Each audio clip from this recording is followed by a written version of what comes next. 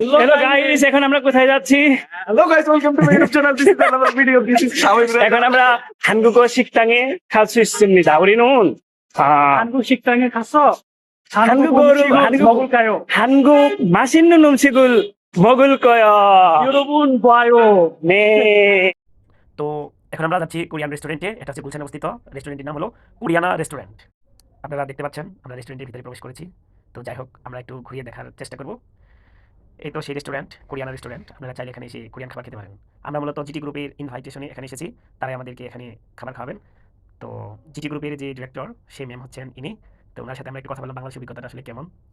তো তিনি আমাদের জানালেন অনেক ভালো। তো যাই হোক, ম্যামকে অসংখ্য ধন্যবাদ। এরপরই আমরা খাবার খেতে গিয়েছি। ইয়া আহ কি দারুণ টেস্ট! আসলে এটা মূলা দিয়ে তৈরি, তো কখনো খাইনি, এই জন্য ফার্স্ট টাইম, যার জন্য একটা এরকম লাগছিল। তবে এই শাকটা অসাধারণ টেস্ট ছিল। হ্যাঁ, অনেক মজা করে খেয়েছি আমি। বলতে গেলে মানে আমার মন চেয়েছে যদি আরও দিত আমি আরও খেতাম, কিন্তু খাবারের দাম ভেরি এক্সপেন্সিভ, যার জন্য আসলে কি বলবো। আর এটা ছিল আপনার বাঁধাকপি দিয়ে বানানো। সো এটাও খেলাম। টেস্টটা একটু অন্যরকম, কারণ কোরিয়ানদের খাবারগুলো টেস্টগুলো আসলে ডিফারেন্ট হয়, যেটা আমাদের বাংলাদেশি খাবারের সাথে আসলে মিলে না। হ্যাঁ, তো যাই হোক, এটা খাওয়ার পর আমি একটু মানে কীরকম ফিল করছিলাম, যেন এটা অনেকদিন আগে থেকে এটা রাখা হয়েছে, যার জন্য হচ্ছে এরকম একটা গন্ধ গন্ধ টাইপের আর কি। স্মেলটা একদম ইয়া ছিল।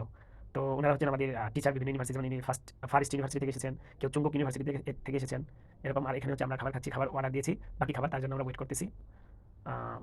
এই ছিল আর কি আমাদের সারাদিনের প্রোগ্রাম। তো একটু পরে আমাদের খাবার এসে যায়। এই যে আমাদের খাবার আপনারা দেখতে পাচ্ছেন, আমরা হচ্ছে এটা অর্ডার করেছিলাম। তো এটা হচ্ছে 900 টাকা করে ছিল। হ্যাঁ, পার প্লেট 900 টাকা। তো আমরা ছিলাম 7 জন। তো তারপর ওনারা দিয়ে গেলেন। এরপর আমরা হচ্ছে চপস্টিক দিয়ে এটাকে খাই। গরম ছিল খাবারটা, কিন্তু পুরোটা খেতে পারিনি আমি, যদিও বাকিরা ভালোই এনজয় করে খেয়েছিল। তো অনেক মজা ছিল। কি আর বলবো, আপনারা যারা হচ্ছে চীন, জাপান, কোরিয়াতে পড়াশোনা করতে যান, তাদের অবশ্যই এই খাবারগুলো খেয়ে অভ্যস্ত হতে হবে।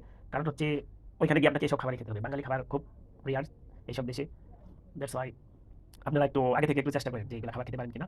আমি অনেক প্রোগ্রামে যাই ইন্টারপ্রেটার হিসেবে, সেখানে গিয়ে ফ্লাইট কাজ করি, তখন এগুলো খাবার খাওয়ার অভিজ্ঞতা আছে, যার জন্য বললাম। এটা ছিল একটা স্পেশাল চা। এটা কি স্পেশাল চা এই জন্য বলবো, কারণ এটা দেখছেন কোল্ড ড্রিঙ্কের মতো, আপনি মানে একদম কোল্ড ড্রিঙ্কের মতো করে খেতে পারবেন।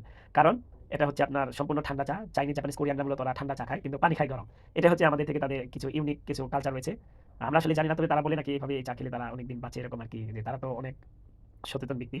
তো যাই হোক, সারাদিনের ক্লান্তি শেষে আমাদের খাবার খেলাম, এখনো তারা খেতেই আছে। আমি তো খাবার শেষ করে দিয়েছি। দেখেন জুবাইর ভাই কিভাবে খাচ্ছে, জুবাইর তো যাই হোক, আমি তো একদম শেষ।